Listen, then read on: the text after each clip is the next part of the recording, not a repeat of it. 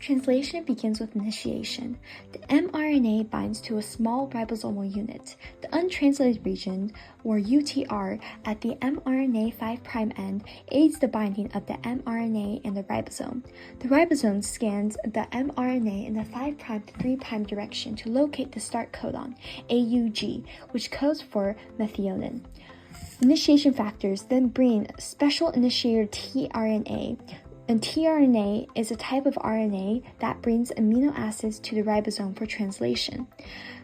The special initiation tRNA has the complementary anticodon UAC and is charged with methionine, so it can bind to AUG codon on the mRNA.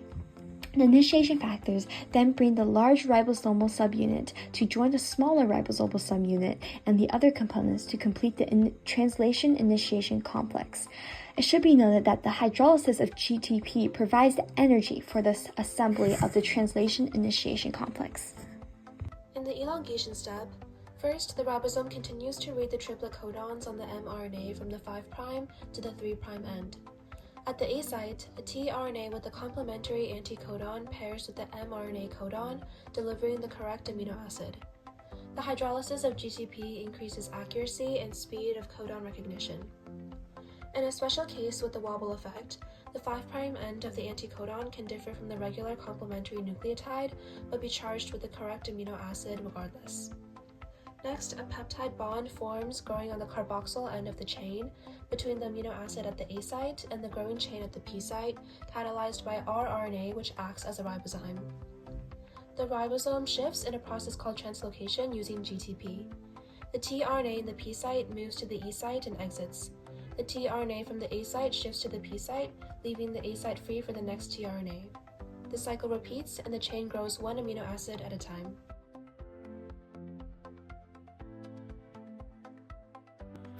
Translation ends with termination when the ribosome encounters a stop codon, which are UAA, UAG, or UGA.